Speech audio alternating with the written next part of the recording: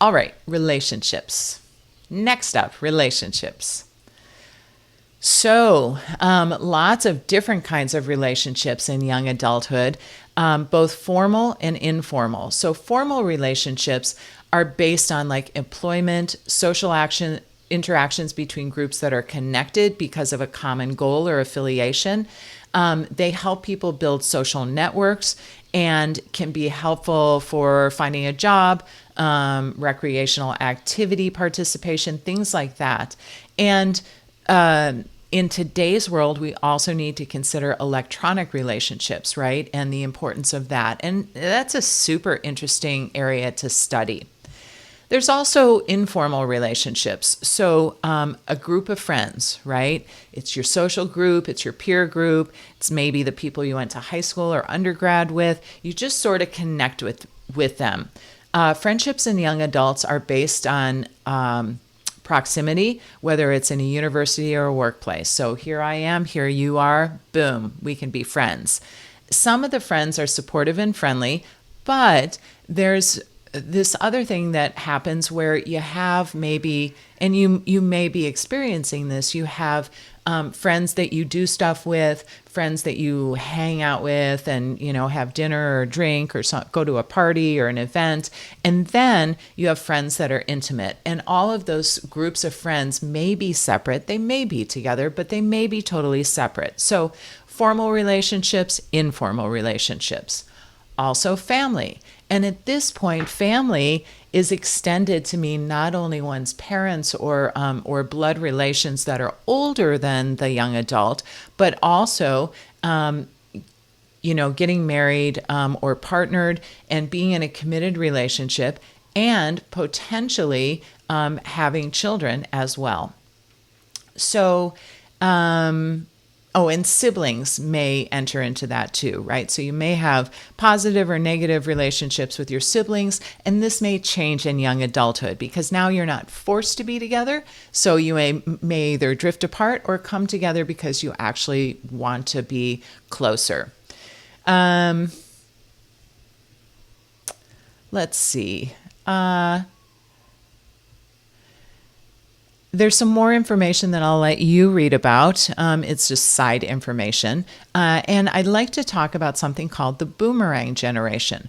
So this is the generation who comes back and cohabitates with their parents after a brief period of living on their own.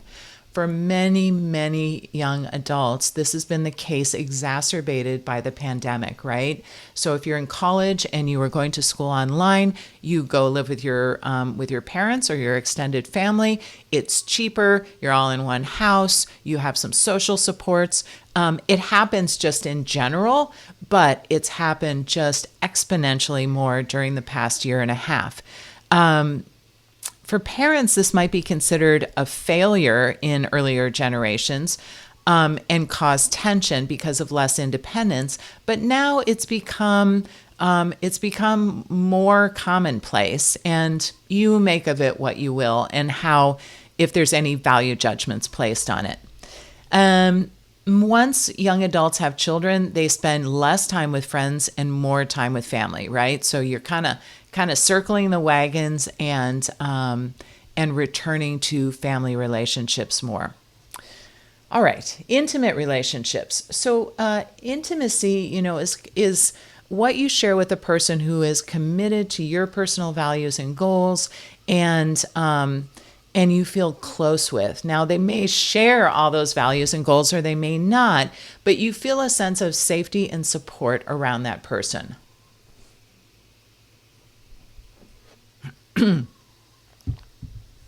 The type of relationship typically involves self-disclosure, and intimacy means revealing private information such as personal feelings or things like that.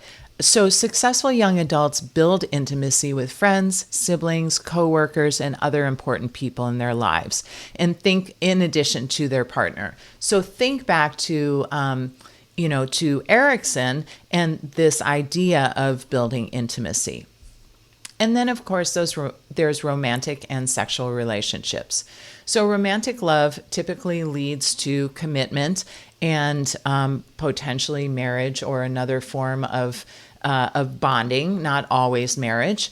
Same-sex and heterosexual couples and non-binary couples experience the same pressures and the same stressors in early adulthood around romantic relationships and commitments. Women get married around 25 and a half and men around 27 and a half.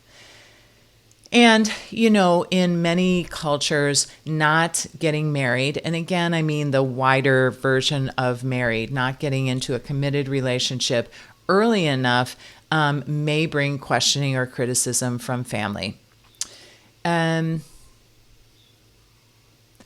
So interestingly, marriage and parenthood are no longer considered milestones to adulthood, since the proportion of adults that are married has been declining. 20% of young adults were married in 2010 compared to 59%, almost 60% in 1960. So 50 years later, we've declined by 40%. There's a significant move away from traditional marriage roles. For example, both parents work. There may be not a legal or a legal marriage. There's a lot of different ways that people are doing commitment, and you know about them.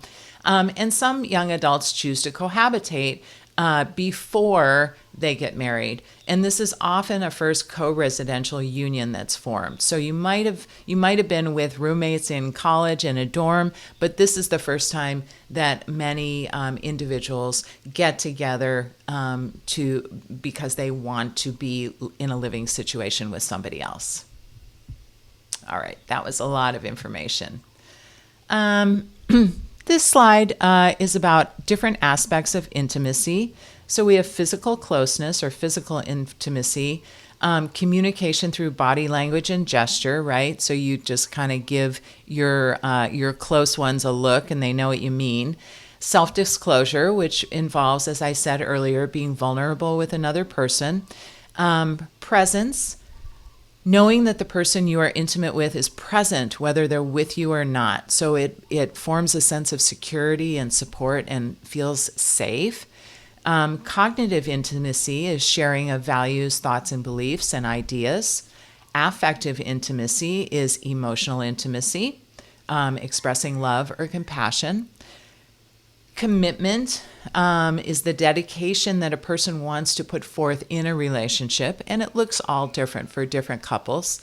And then mutuality, which is partners working together and cooperating to meet a common goal or go in a common direction. So just a little characterization of what intimacy looks like and all the various kind of shades or aspects of it. All right, parenthood. So our young adults are becoming parents. Now, adolescents may become parents as well. Middle adults may become parents as well. But by and large, we are looking at our young adults as parents. Today's young adults value parenthood over marriage. So it doesn't mean that just because you have a child that you're married. And it's a huge lifestyle change, as some of you may already know, either personally or from friends or family having kids. It means that everything gets thrown up in the air and changed around due to this new little being that's on the planet. Education impacts one's age at childbearing. So higher the level of education, the lower the likelihood someone will have their first baby before age 20. So if you think about it, there's a whole kind of socio-political and economic and racial and cultural kind of implications and socioeconomic status. Did I say that already? You're less educated. You typically have a greater chance of falling into a lower socioeconomic bracket.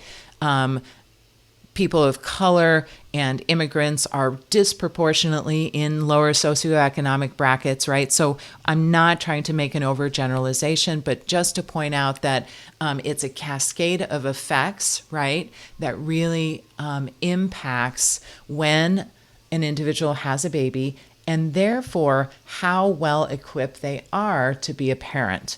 No blame or fault or anything like that or judgment being placed on it, but it's important to note that there is this cascade of events that pretty much, causes a schism in our society, basically between affluent white people and everybody else. My 2 cents. And if you'd like to discuss that or debate that, I'm happy to do that. And I welcome your opinions on it. All right. So the decision to have a baby might be well coordinated and thought out, or it might be an unplanned surprise. And we want to keep in mind that both of those things happen, and they're both kind of equally leading to parenthood.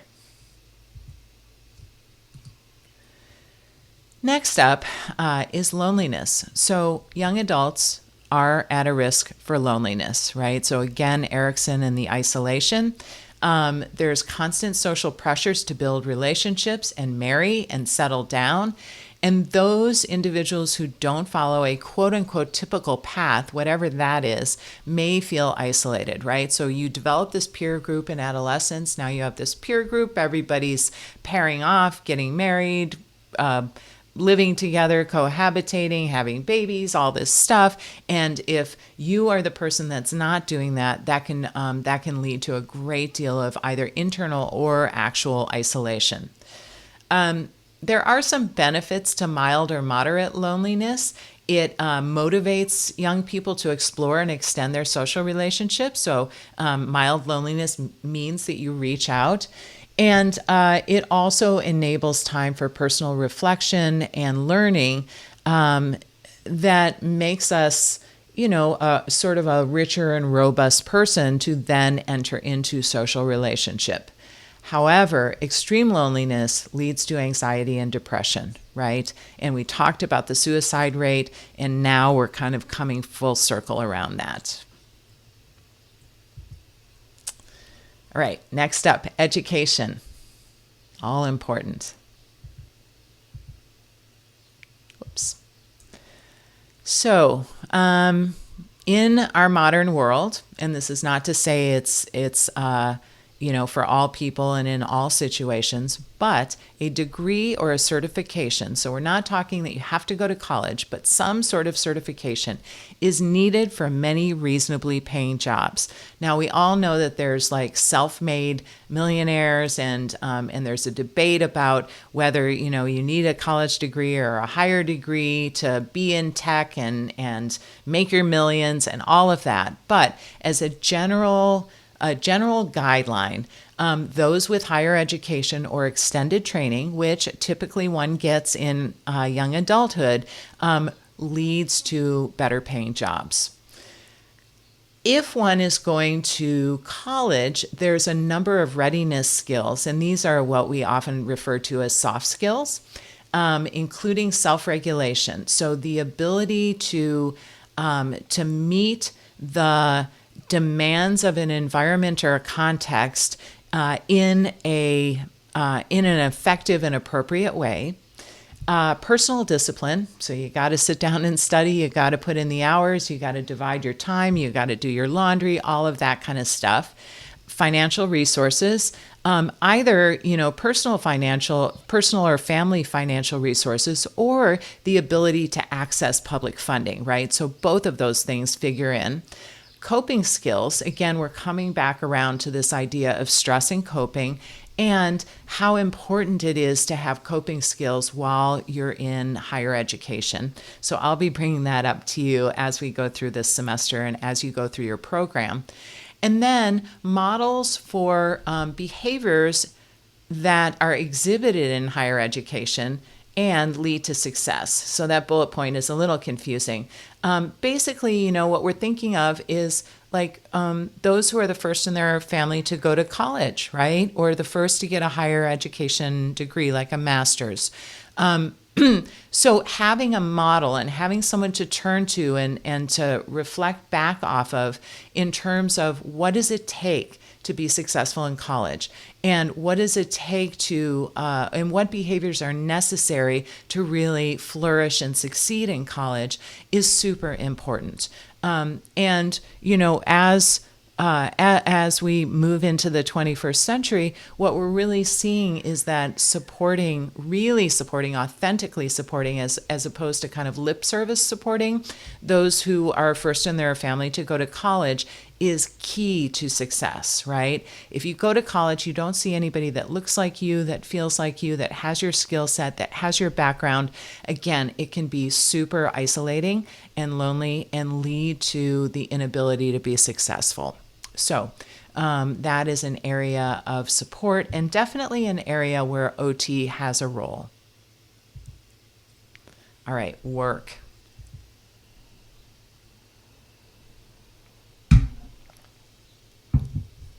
So this is kind of interesting. Work and employment are one of the most important factors impacting the current generation of young adults.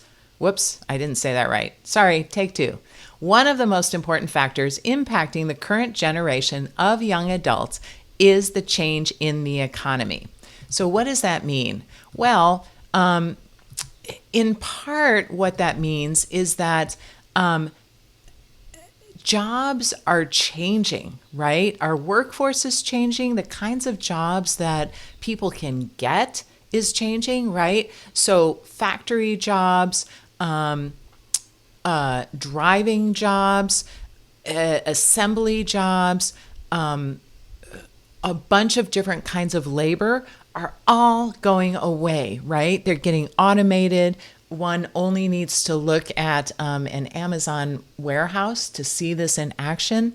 And so young adults have to be able to take risks and adapt to the changing social and employment environment because the type and availability of jobs and just even what jobs is in flux, and it's in constant flux. Earlier generations would get a job and stick with it till they retired. Today, that's actually not a sign of strength or tenacity. It's more a sign of stagnation, which is weird and interesting. As an OT for 20 years, I'm like, oh, did I age myself out, right? But this changing landscape of work and employment is going to bring new challenges to young adults. And it's going to really impact how OT works with young adults who are working on the area and the occupations of work and employment. So even though we are not vocational counselors, we don't help people get jobs, we do work with people on work and employment and building skills necessary. Come on. All right. So employment and work provide a huge amount of benefit and just input to the young adult. Occupational identity is really wrapped up in work, and that continues throughout middle adulthood and even into later adulthood, and in some cases prevents a person from wanting to retire, right? Because their whole identity is wrapped up in what do I do for a living, right? What's my job? What's my career? We even have a different word for it when it becomes a career. It also provides a structured routine for people, right? And we like routines. Again, I don't mean to harp on the pandemic, but one of the lessons learned is that having a schedule, even when there is no outside schedule, is important for one's mental health. It provides a social network built in, financial income, of course, and then benefits like childcare and healthcare.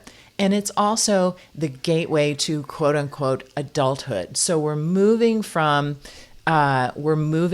being a child, even though adolescence is not really a child, but it's that in between kind of slippery, wonky stage into being an adult. Now, granted, many of us don't feel like an adult until later on, right?